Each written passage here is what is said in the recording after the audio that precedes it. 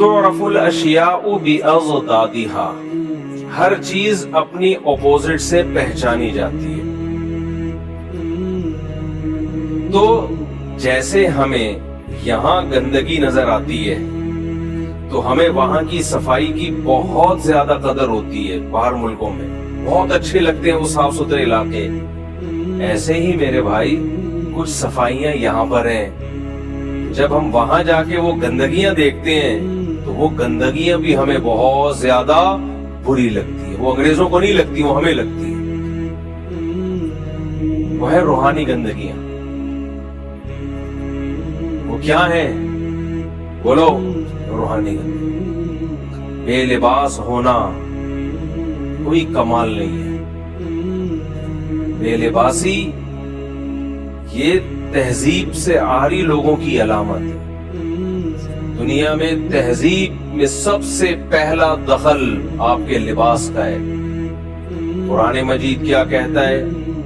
قد انزلنا علیکم لباسا یواری سوآتکم وریشا. اللہ کہتے ہیں ہم نے تمہارے لیے لباس اتارا ہے جو تمہاری جسم کے ان اعضاء کو چھپا دیتا ہے جو اعضاء ہم دوسروں کے سامنے دکھانا نہیں چاہتے. اور اللہ نے قرآن مجید میں لباس کو زینت قرار دیا. زینت. مجھے ایک بات بتاؤ، زینت میں انسان کو سکون ملتا ہے یا زینت اختیار کیے بغیر بد زینت ہونے میں سکون ملتا ہے؟ زینت میں سکون ہے نا. جتنی زیادہ زینت ہوگی چھچور بنا نہ ہو. زینت کا مطلب تہذیب کی والی جو زینت. تو اللہ قرآن مجید میں اللہ سے زیادہ کوئی انسانی نیچر کو جانتا ہے بھائی؟ کوئی بھی نہیں جانتا. اللہ کہتے ہیں ہم نے تمہارے لیے زینت رکھی ہے. کس میں؟ لباس میں. اب دیکھو ایک بات خوب اچھی طرح سمجھو. اللہ نے مرد کے لیے بھی لباس کو زینت قرار دیا، عورت کے لیے بھی لباس کو اللہ نے زینت قرار دیا. اور عورت کا لباس اللہ نے سر کے بال سے لے کے پاؤں کے ناخن تک، اور مرد کا لباس اللہ نے اتنا سخت نہیں رکھا. جو قوم بے لباس ہو جائے، چڈیاں پہن کے گھوم رہی ہو، پورے باڈی ان کی ایکسپوز ہو رہی ہو، یہ بھی ایک گندگی ہے. جب انسان یہ گندگی دیکھتا ہے تو اپنی لباس کی اس کو قدر ہوتی ہے. اللہ کا کتنا بڑا فضل ہے. ہماری عورتیں پورے کپڑے پہنتی ہیں، ہمارے مرد بولو پورے کپڑے. اب مجھے اب آپ بتاؤ، آپ لوگ اگر یہاں کتنے اچھے لگ رہے ہو ماشاءاللہ، نیک شریف شرفا، اگر یہاں چڈی بنیان میں آئے ہوئے ہوتے اچھے لگ رہے ہوتے یا برے لگ رہے ہوتے؟ بولتے کیوں نہیں؟ کتنے برے لگ رہے ہوتے. کچھ ٹھرکی قسم کے لوگ جن کی شہوت اور ٹھرک حد سے تجاوز کر چکی ہے، ان کو تو وقتی طور پر شاید کوئی سکون مل رہا ہوتا، لیکن وہ بھی تھوڑی دیر کا ہوتا ہے.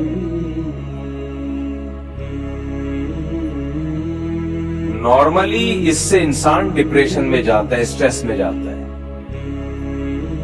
ابھی دنیا کی جتنی قومیں ہیں، چاہے مسلم ہو یا غیر مسلم، آدم علیہ السلام سے لے کے آج تک 100-150 سال پہلے تک پورا پراپر لباس پہنا کرتی تھی، چاہے وہ مسلم ہو چاہے وہ غیر مسلم. سکون ملتا ہے اس میں. لیکن جب آپ کفرستان میں جاتے ہو پھر آپ کو اسلام کی قدر ہوتی ہے کہ اے اللہ تیرا کتنا فضل کہ تو نے ہمیں حکم دے دیا پورا لباس پہننے کا، مرد کو بھی اور عورت کو بھی. اس کا فائدہ کیا ہوا؟ اللہ نے حکم دے دیا، اس کا فائدہ کیا ہوا؟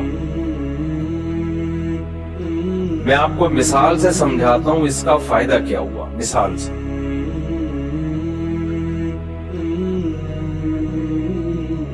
آپ کو کوئی بیماری تھی، ڈاکٹر نے کہا کہ ڈاکٹر کو پتا تھا کہ اس بیماری کا علاج اس میڈیسن میں ہے، اس دوا میں ہے جو ذرا کڑوی ہے. آپ بلا وجہ ڈاکٹر سے الجھ رہے ہو اور کہہ رہے ہو کہ دلیل سے ثابت کرو کہ اس دوا میں میری شفا ہے، یا اور آسان کر دیتا ہوں، آپ دلیل سے ثابت کرو کہ اس انجیکشن میں میری شفا ہے۔ اب ڈاکٹر دیکھ رہا ہے کہ یار اس انجیکشن کو اگر نہیں لگایا گیا یہ بندہ مر جائے گا، اور میں دلیل سے ثابت کرنے آ گیا تو اس میں ایک نئی ڈیبیٹ شروع ہو جائے گی، اس کو سمجھائے گا کون؟ کیونکہ اس کی عقل ڈاکٹر کی عقل کے برابر نہیں ہے۔ عقلیں لامحدود ہوتی ہیں یا محدود ہوتی ہیں؟ بولو۔ دنیا میں کوئی انسان ایسا ہے جسے اللہ تعالی نے غیر محدود صلاحیت دی ہو؟ کوئی ہے ایسا انسان؟ آپ وزن اٹھا سکتے ہو 10 کلو 20 کلو بہت 30 کلو، کیا دنیا میں کوئی ایسا انسان دیکھا جو لامحدود ویٹ اٹھا سکتا ہو؟ ہے بھائی؟ تو بھائی ہمارے بازوؤں میں وزن اٹھانے کی طاقت محدود ہے، کتنا ہی بڑا فنڈر ہو ایک وقت کے بعد جا کے عاجز آ جائے گا۔ اللہ نے ہمیں بولنے کی طاقت دی، یہ محدود ہے یا لامحدود؟ میں 1 گھنٹہ بیان کر سکتا ہوں، 2 گھنٹہ کر سکتا ہوں، 3 گھنٹہ پہ جب پہلے میرے سفر ہوتے تھے ایک دن میں 4 بیان رکھے ہوئے ہوتے تھے، میں ان سے کہتا تھا ویسی گولی سے مار دو میرے بھائی۔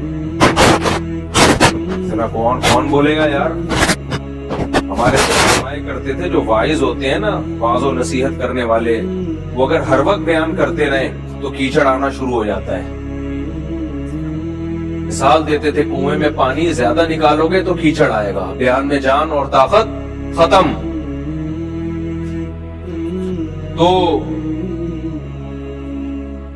تم بولنے کی ایک محدود طاقت ہے، ایک وقت تک بولو گے تھک جاؤ گے، گلا بیٹھ جائے گا، دماغ کام کرنا چھوڑ دے گا۔ بھاگنے کی محدود طاقت، ایک خاتون گئی کہ میرا بچہ، میرے شوہر جو ہے ڈاکٹر نے ان کو کہا کہ آپ کے شوہر بیمار ہیں تو ان کو چاہیے کہ واک کیا کریں۔ نفسیاتی ڈاکٹر تھا، دماغی ڈاکٹر ہوتے ہیں نا جو نفسیاتی تو نہیں کہنا چاہیے، نفسیات کا علاج کرنے والے، نفسیاتی کا مطلب بہت بیچارہ نفسیاتی، لیکن وہ تھا بھی نفسیاتی۔ بعض ڈاکٹر لوگوں کی نفسیات کا علاج کرتے کرتے خود کیا ہو جاتے ہیں۔ یہ میرا ٹاپک چینج نہ ہو جائے، یہ جو ٹاپک لے کے چل رہا ہوں بیچ میں قیام طعام بہت آتا ہے، یہ بھی اس کی علامت ہے۔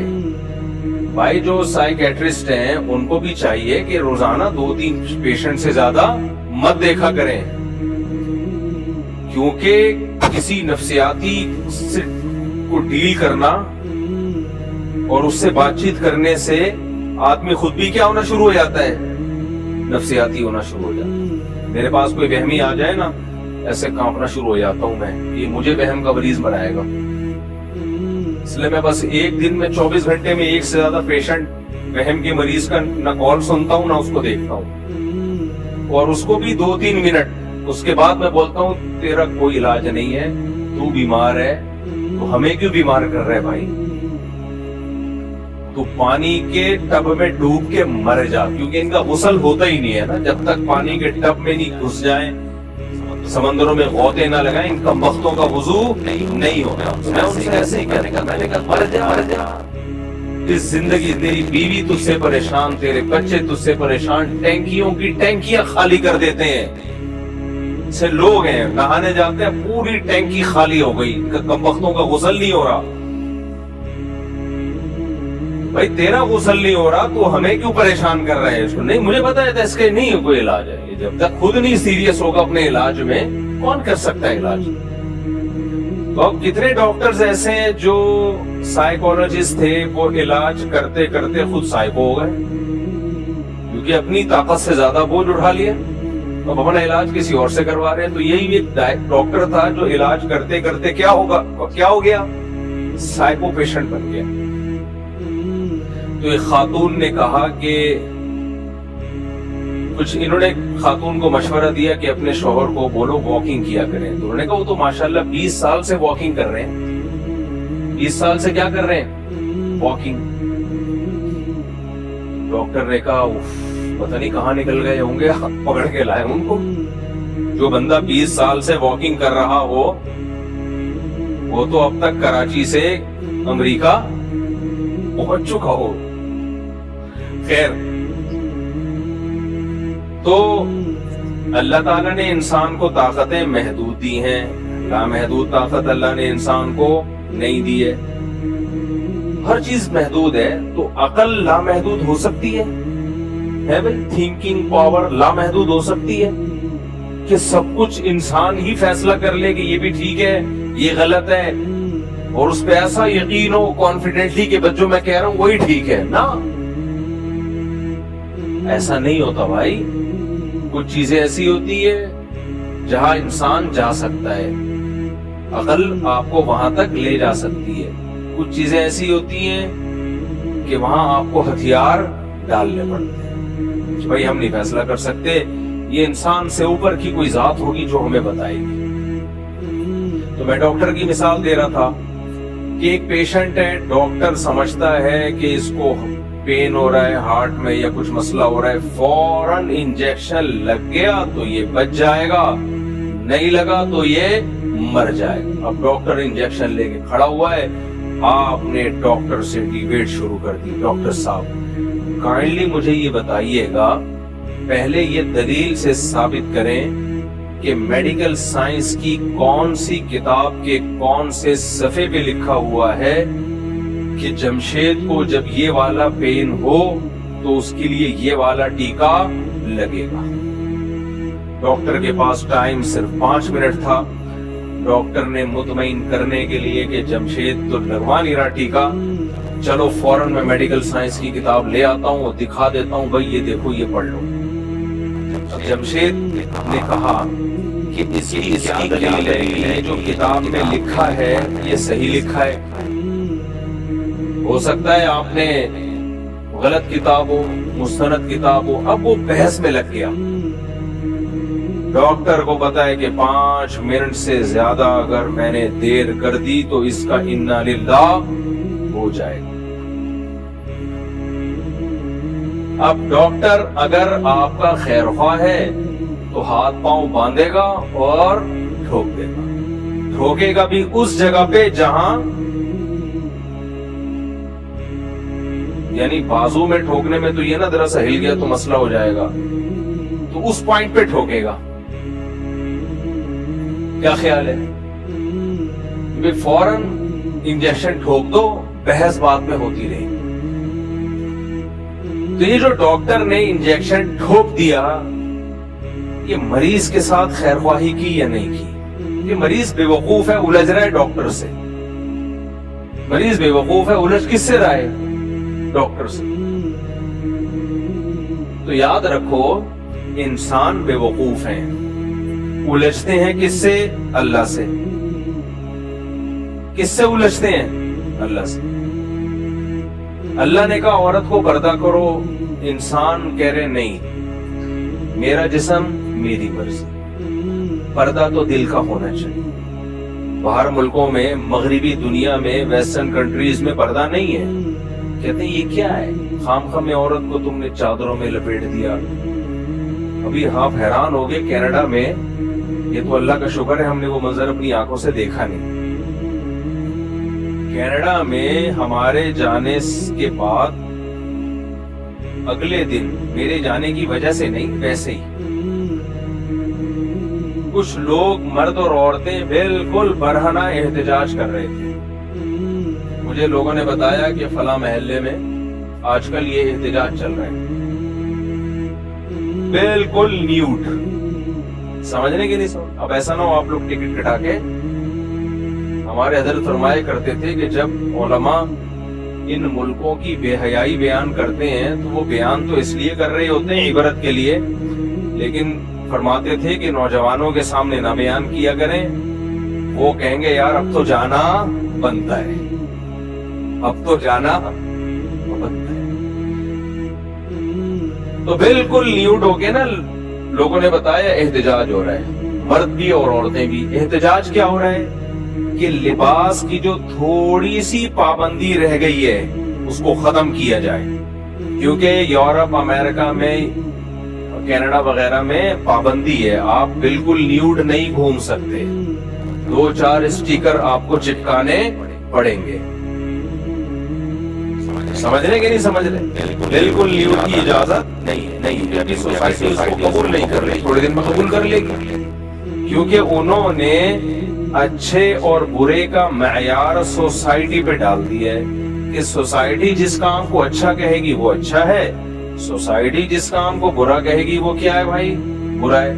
تو اب تک سوسائٹی اس کو اچھا نہیں کہتی، میجورٹی سوسائٹی کہتی ہے 1-2 اسٹیکر رہ گئے ہیں، وہ لگنے چاہیے، کیونکہ ہماری پرمپرا ہے، ہماری روایات ہیں کہ ہم بالکل نیوڈ ہو کے نہیں گھومتے، تو اپنی پرمپرا کو، تو اس پرمپرا 2-3 اسٹیکروں کے خلاف احتجاج ہو رہا ہے۔ نہیں آئی میرا خیال ہے؟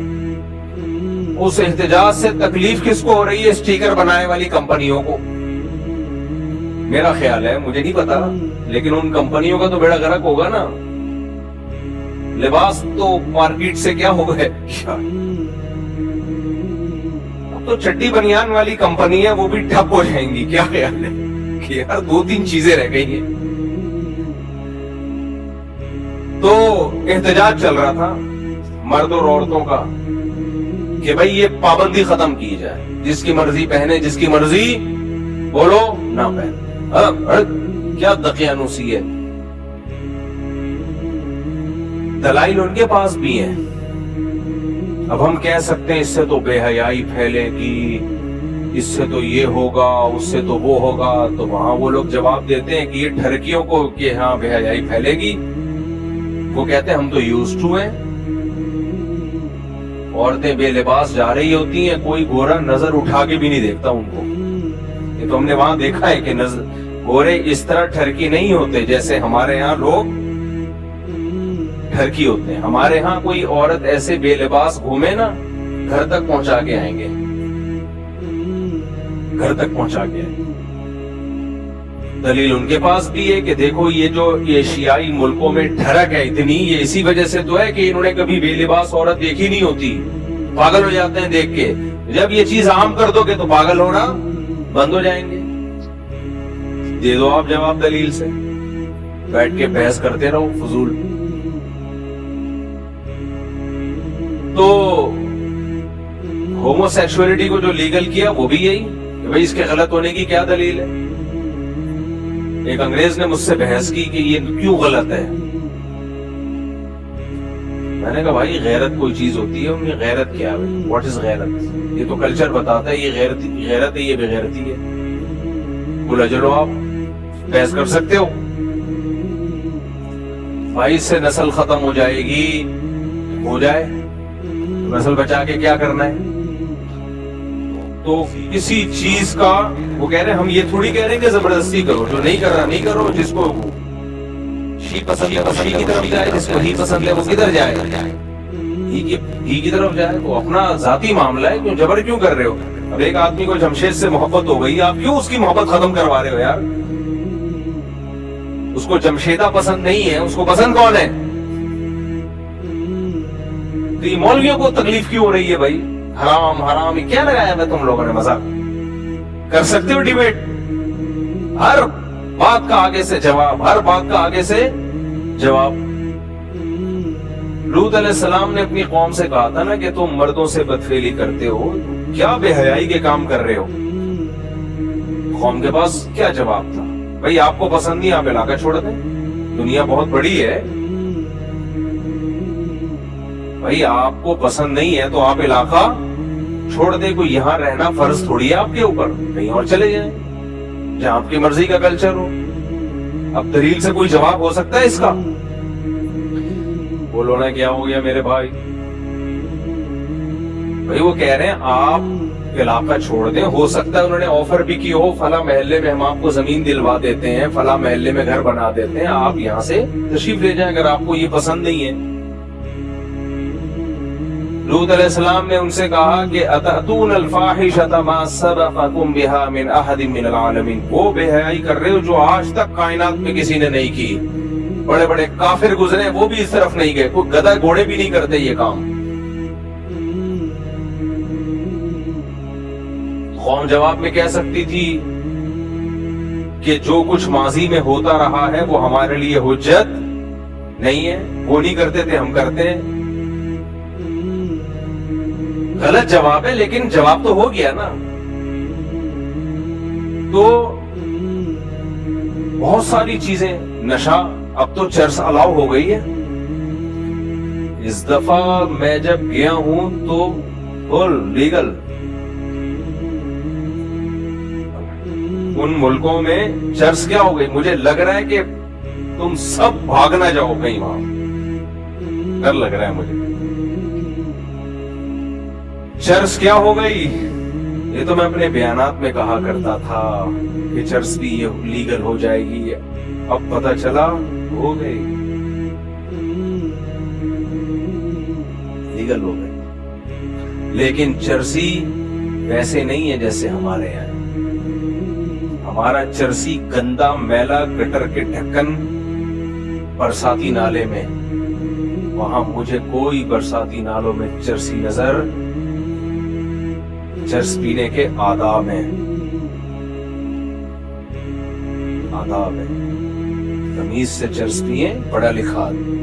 ہمارے ہاں چرسی اتنا گندا کیوں ہوتا ہے, لیگل کام کر رہا ہے, مل نہیں رہی, مہنگی بہت ہے. چرسی ہیروئن کی زیادہ مسئلے کر رہے ہیں ہمارے یہاں, مہنگی بہت ہے, ساری جائیدادیں بیچ دیتا ہے. حکومت سپورٹ نہیں کر رہی, محلے خاندان والے سپورٹ بولو نہیں کر رہے, چاروں طرف سے سلواتیں. ایک بیچارے کو برساتی نالا ملتا ہے, وہاں بیٹھ کے پھر اپنے جیسے اور بھی نظر آتے ہیں, تو گندا بھی ہو جاتا ہے, میلا بھی ہو جاتا ہے.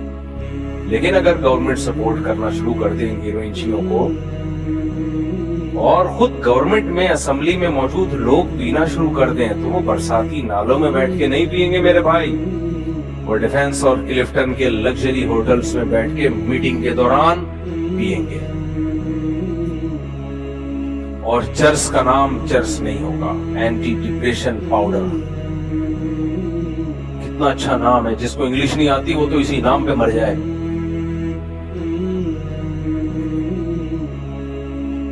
نشہ اتنا ہے بھائی. یہ گندگی ہماری سوسائٹی میں بولو نہیں, یہ ننگا پن دیکھ دیکھ کے آدمی پاگل ہو جاتے, کیا ہے یار.